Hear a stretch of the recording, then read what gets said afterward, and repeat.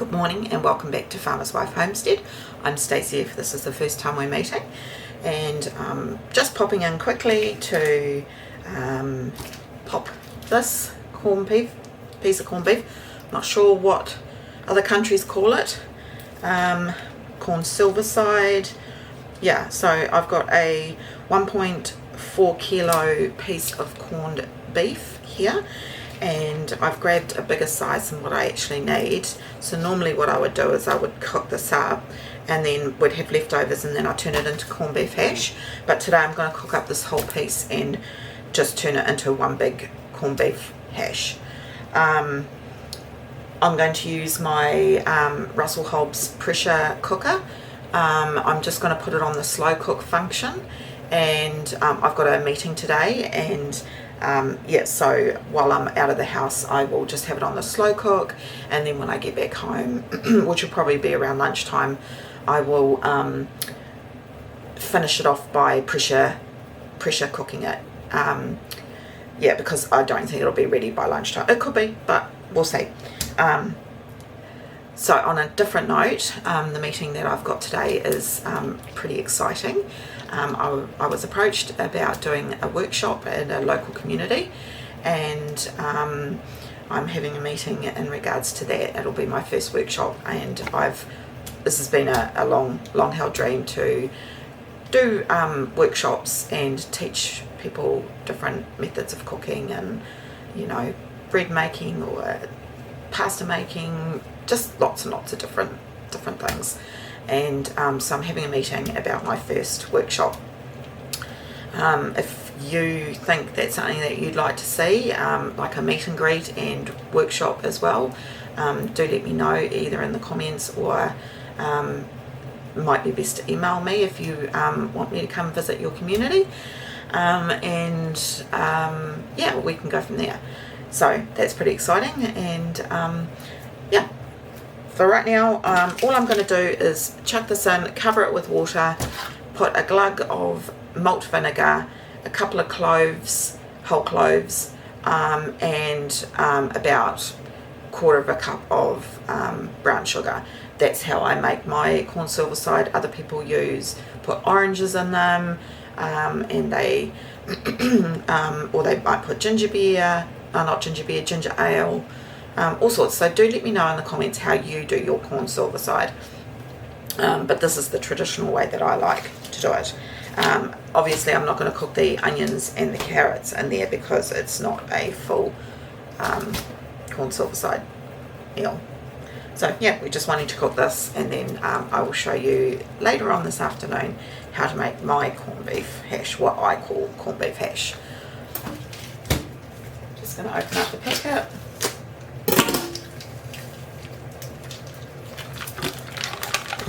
Put in there, try and reserve the liquid that's in that bag.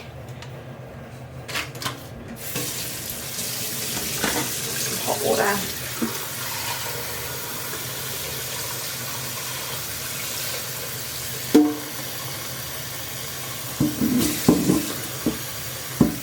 Of course, the other method is to boil it. Before these machines, that's all I ever used to do, was to boil it. Now I get some malt vinegar. Just a good dash of that. A couple of whole cloves. Maybe about 5 or 6. And about a quarter of a cup of brown sugar.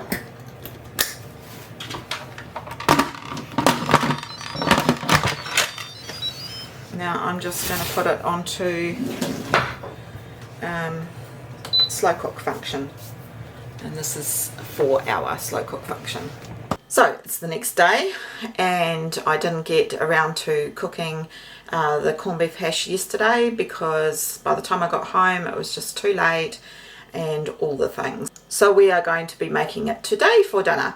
And there's quite a lot of corned beef, so I think what I'm going to do, instead of making one big huge one and then eating the leftovers for a while, I'm going to do one for tonight. There's only 3 of us tonight, and then I'm going to make up one and pop it in the freezer for later on for another meal while I'm recuperating. So yeah, I'm going to pop you down and I'm going to show you how I make this up. And I thought, well, I haven't done some baking for a while, so I need to fill up my little baking thing that usually sits over here. And cinnamon buns are one of my husband's favorites, so I know that I've been wanting to share that recipe with you, so I thought, why not share this recipe in the same video. All right, all that to say, let's get on with it. So this recipe uses up very little ingredients, but there's the corned beef. I had to chop it up into smaller pieces to fit into this container. So I've got one corned beef. I think I told you the weight. I've grabbed 3 good size carrots, 1 large onion. You need some tomato sauce. So what we call tomato sauce in New Zealand and Australia, I think you call tomato ketchup in other places. Some Worcester sauce or Worcestershire sauce, or as I like to call it as well, dub sauce, and some salt and pepper, and that's pretty much all the ingredients apart from a mashed potato topping. So yeah, very minimal ingredients. I guess you could add other things if you like to, but I really love the simplicity of this dish. It's also a really budget friendly dish, so if you're getting corned beef on special, or you get a big piece and there's only 2 of you or whatever, you can use that second half the next day. And that's what I did while the kids were growing up, and I still do it now. It's you know, you're getting 2 meals for the price of 1. Okay, right, so I'm going to use my Thermomix because that's what I've got to use as a blender. You use your kitchen whiz. If you don't have something to whiz up the meat, I suppose you could do it by hand. If you didn't have something that could mince it up, just go ahead and use a big knife and just chop it up as tiny as you can, and that will work. Alright, so I'm going to just show you how we make it. So the first thing I'm going to do is just cut the meat up into chunks like that and pop it into my Thermomix.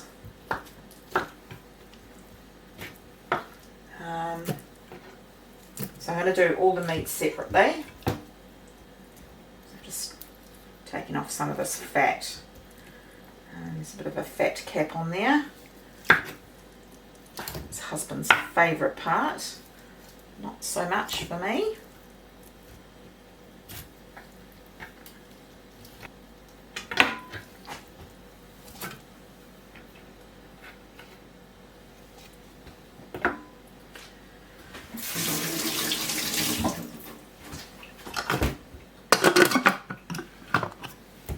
Right, lid on, and I'm just going to blitz it. It took 4 seconds to blitz it, so that's what you want, like for breadcrumbs. Okay, now you're going to pop that into a container or a big bowl. Right, I haven't bothered cleaning it. It's all going to go in the same mix. So there's my onion and my carrots, and you basically want to mince these as well. Wow, the machine is so powerful, it pulverized it, probably a bit too much. So it's created juice.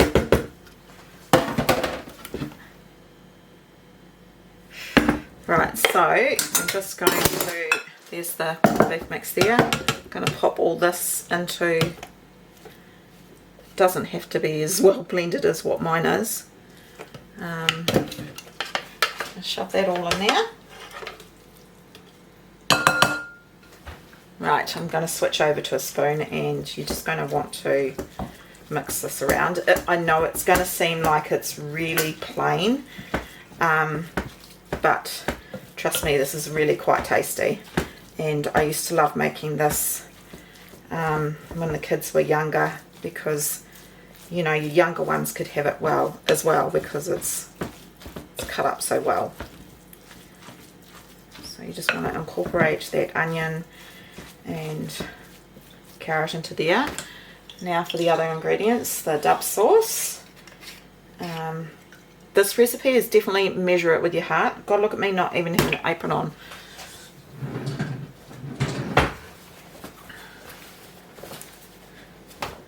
Of course, I haven't yet, but you can get your potatoes cooking as well before you even start this, but I haven't done that yet. I'll do that next.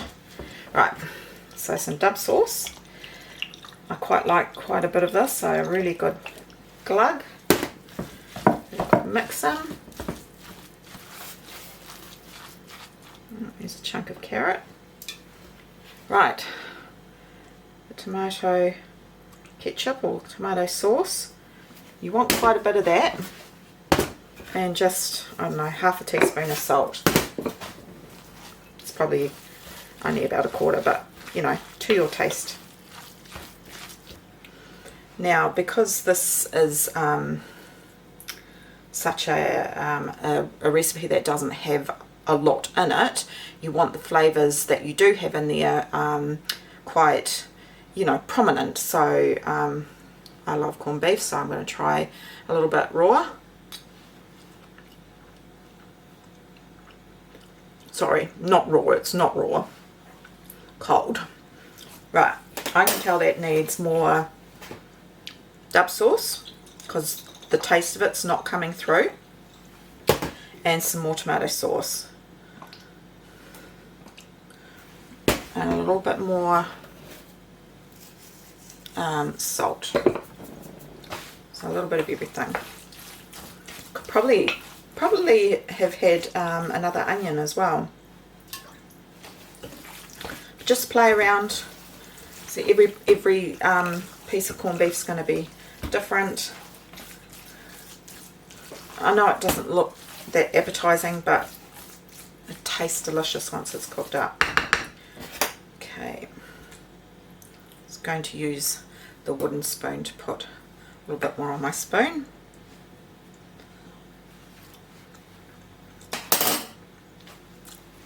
Much better. That did the trick. Right, so I'm going to divide this into 2 casserole dishes. You know, like 9 by 9 or no, 9 by 13 pans. Divide it in half, and then I'm just going to quickly cook up some potatoes to make potato mash, and I'll bring you down once they're cooked and ready, and I'll just show you how I make my mash. So we'll be back shortly. Right, scrap that plan. It wasn't as big a piece as I thought. It's only going to make 1. That's alright. So I went to divide it into 2, and it's like, that's just not going to be enough. And there will be leftovers, which doesn't bother me one bit. Right, so I'm going to put that back in the fridge and wait for the potatoes. Just wanted to also say that for this recipe I used to use a bag of Cinderella dehydrated potatoes to make it even quicker and faster. I'm pretty sure I don't have any, but I will go and check. And then I just top it with that. Now that used to cost me $2.50 for a bag of those dehydrated potatoes. They are now, because I saw it at Pack and Save the other day, $5.59 a bag. So that's just, and that's been in the space of probably the last year. Crazy. So if you have dehydrated potatoes, they are really good for this recipe.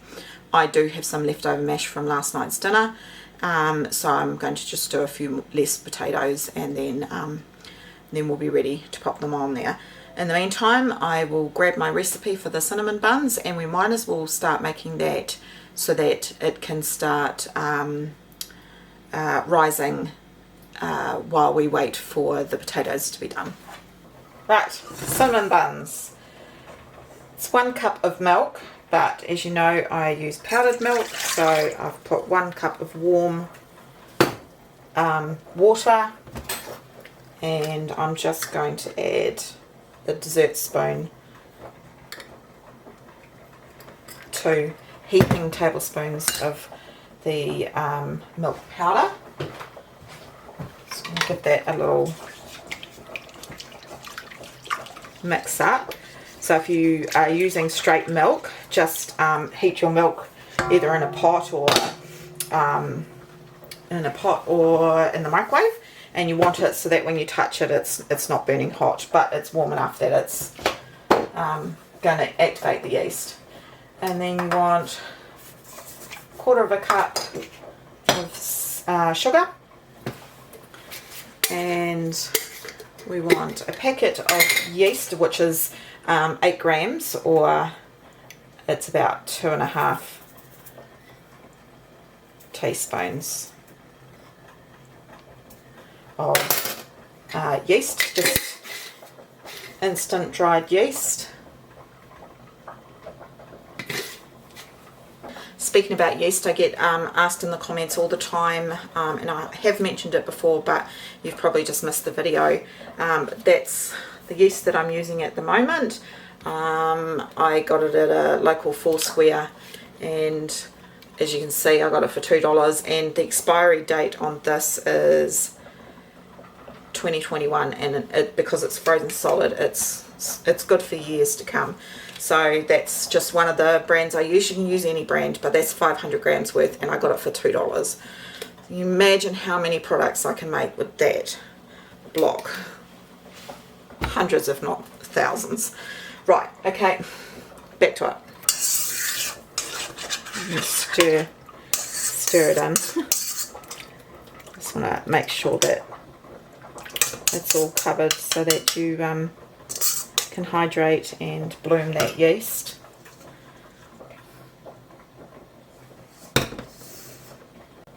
I'm just going to give it 5 minutes and let it activate.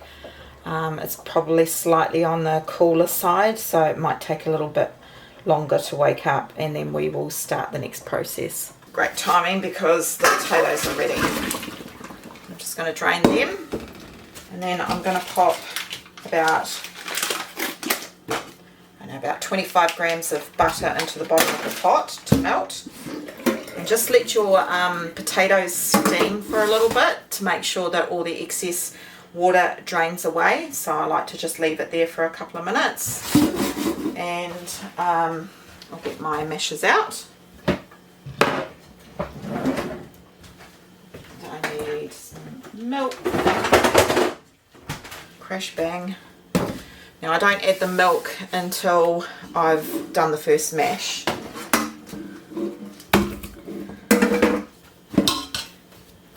I just like to do the first mash with the butter. Now what I do is add some milk, and I just leave it. So milk should be warm when you add it to mashed potato. It makes a better mashed potato. Who could be bothered warming up the milk? I don't have a microwave, so what I do is I just leave it in just like that, and the residual heat of the potatoes warms that milk up. Just give it a minute, and then you can go in.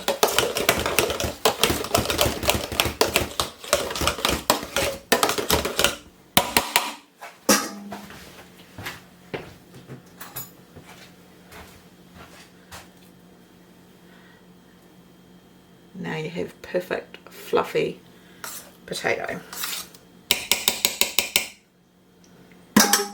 And actually I need to add some salt. Potatoes need salt.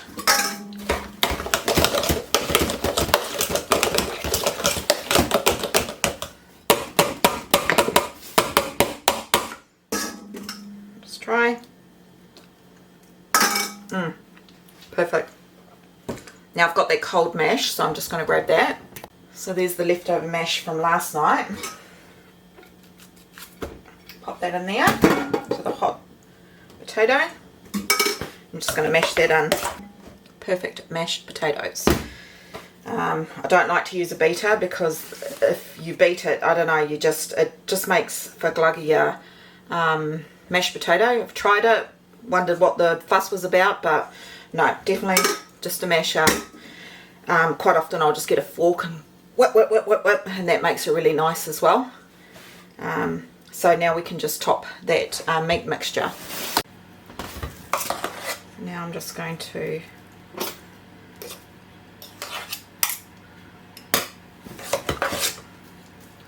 mashed potato over top. Right, I quite like to leave the top all craggly because we're just going to pop some grated cheese over that, and then it's going to go into the oven. Now, because this has been in the fridge, you can't put that into a hot oven, but I've only just turned my oven on, so it will warm up with the oven, so that's not going to crack it. Of course, if you're on a super strict budget, you don't need to have cheese, but it's always a nice added bonus. Now, I've said this trick before, so forgive me if you've heard it, but when you're grating cheese, I've allocated this much. Grate it lightly, don't push hard, because what happens is you get smaller, thinner shreds. In essence, makes it go a bit further. I know it's the same amount of cheese, but it works. If you were pressing down hard, then you'd have fewer shavings of cheese. I hope that makes sense anyway. Just a little trick that I found when I needed to make cheese go further. You know, it's only going to work for as a topping, it is for melting.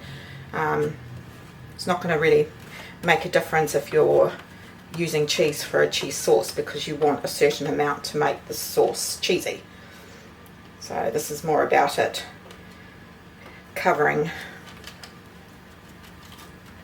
the casserole. Right, into the oven until piping hot. And don't forget the spoon.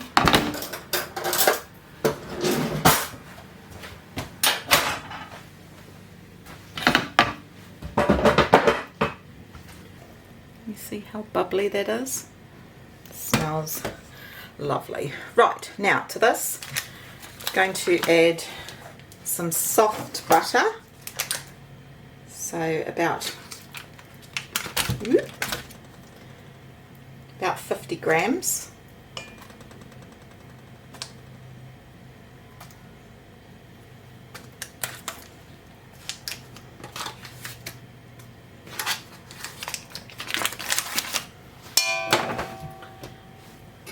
And 2 eggs.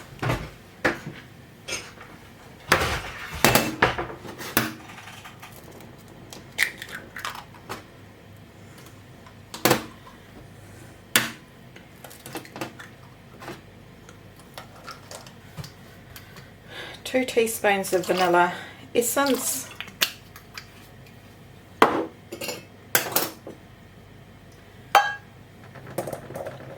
And 4 cups of flour. Just either baker's flour, oh gosh, I think that was 2, 3, 4.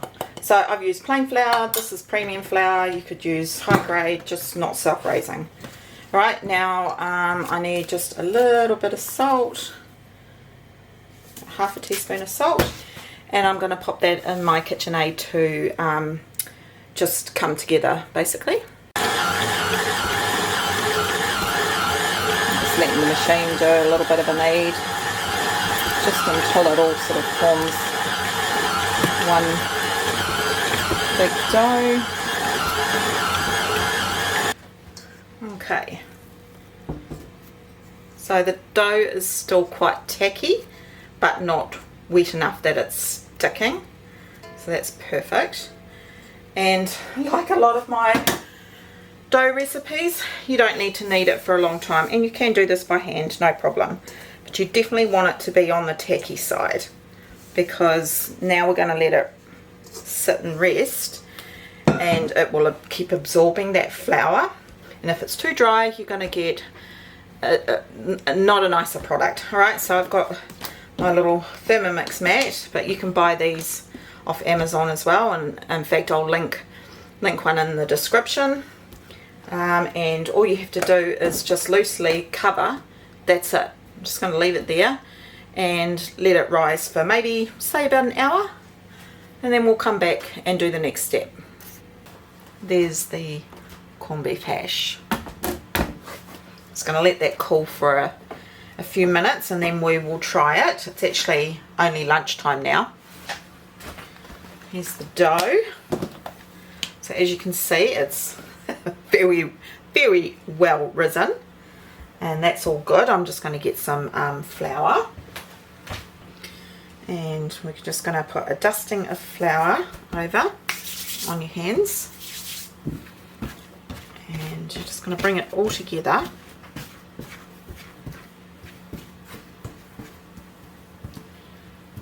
Don't waste any of it.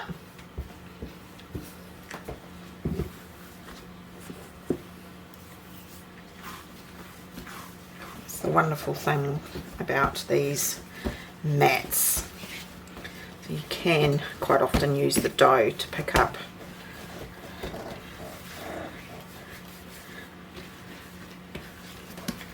little bits as well.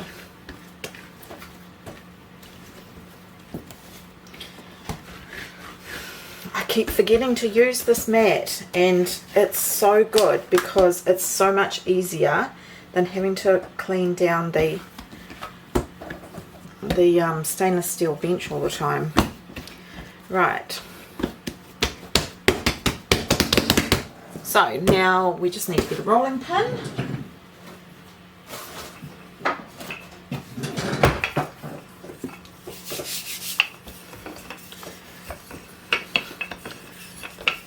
And start rolling out a rectangle. Such a lovely enriched dough with the eggs and that butter and milk.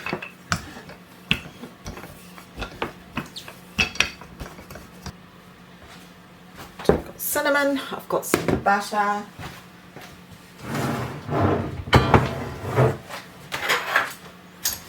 and I like to use brown sugar. So, had that sitting on the oven and it's melted it too much, but that's okay. So the butter got a little bit melted, but that's all right. So you just need enough to sort of like just cover the dough. So that was probably, I don't know, 25 grams. You don't want too much, otherwise it just gets too buttery.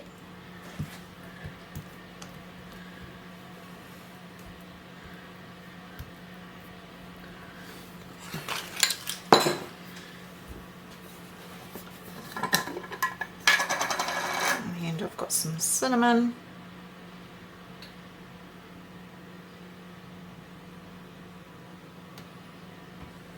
Just as much or as little as you like. I mean, it looks like I'm using a lot, but I'm not really. It's probably not even a teaspoon worth.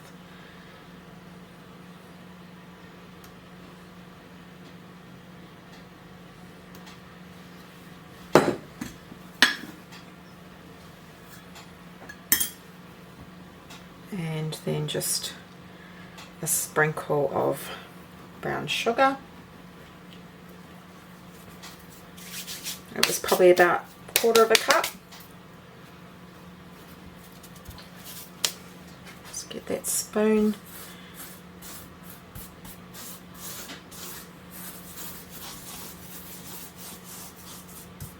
And just try and have that evenly.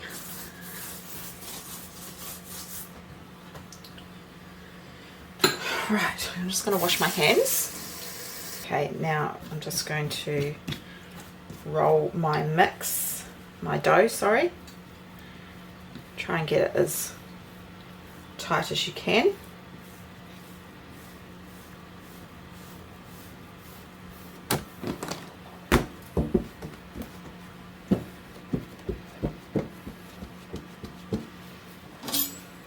Now I try and get it in the middle. Don't cut so far down that you cut your mat with the knife.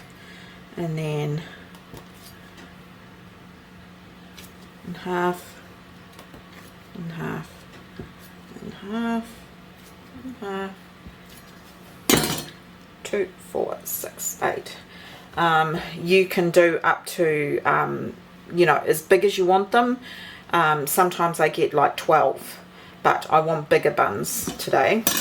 Who doesn't like bigger buns?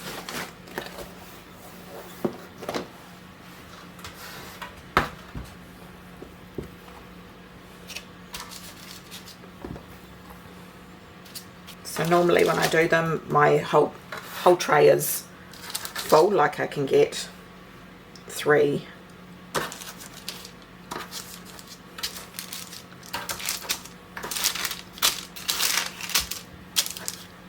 3 this way and then 4 this way. So yeah, but I do want them to be a bit bigger. Alright, so now I'm just going to grab this, reuse it and cover that, and I'm going to sit it on top of the stove because the oven's still on from cooking the corned beef hash, and it will also help with its second rise. So the second rise, I don't know, maybe 20 minutes, just until you can see that it's starting to spread out a bit more. Right, who wants me to cut into this corned beef hash? I don't know about you, but I certainly do. Corned beef is my favourite. Now, I haven't had you on the salt shaker for a while. Let's have a spoon and a plate.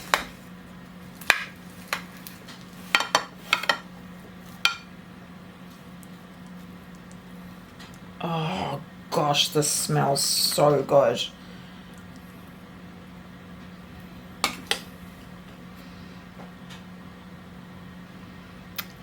Bit of tomato sauce over the top, and I am in heaven. Yum.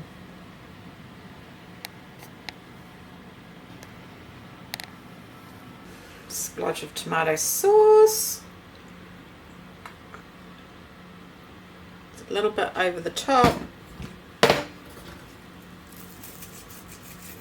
Tiny sprinkle of sea salt. One happy lady.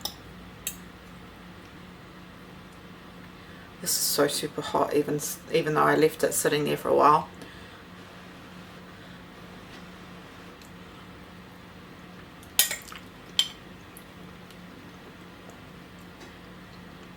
Yum, yum, yum, yum, yum.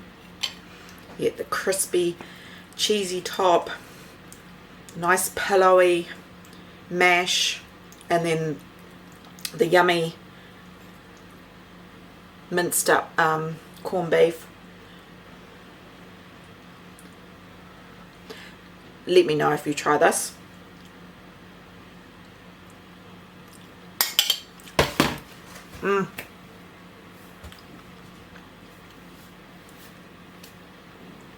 Happy lady. Alright, bring you back when the buns are ready to go into the oven. Oh gosh, I've overproofed them. Look at the size of them. Hopefully they don't collapse.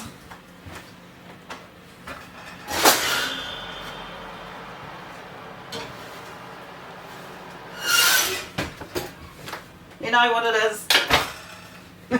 Trusty spoon.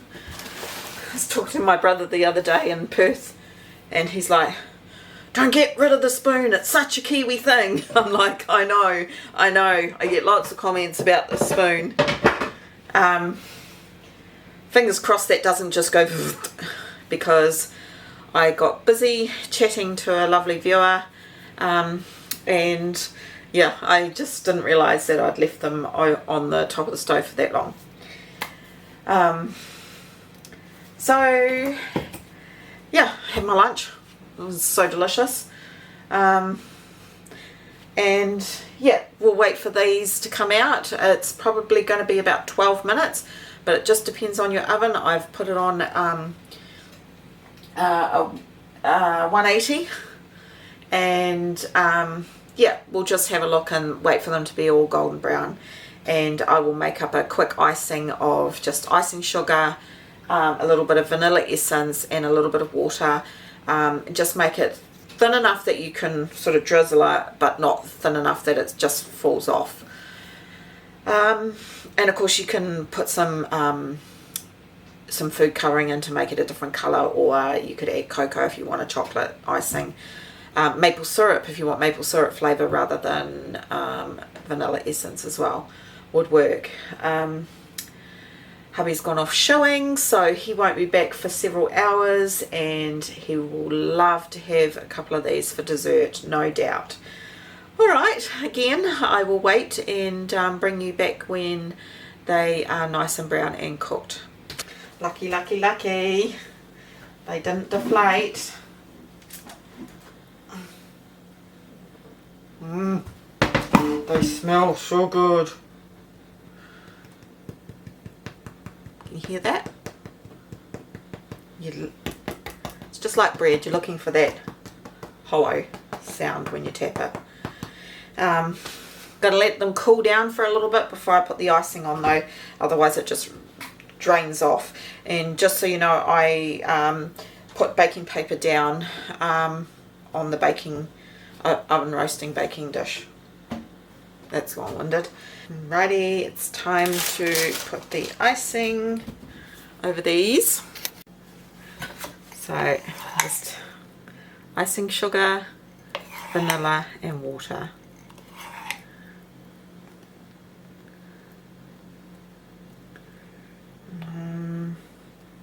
What do you reckon? Is that a good icing ratioed bun?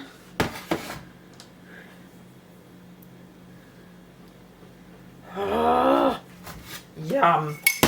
Right, I'm going to grab one. Can't see that I'm going to do this any daintily.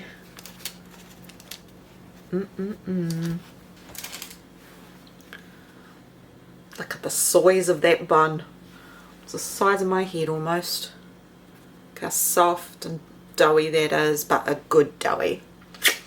Okay. I didn't tell husband I was making these for him. And you guys, of course.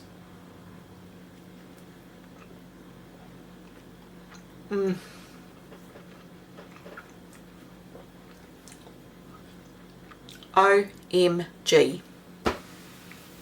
So good. These buns never fail me.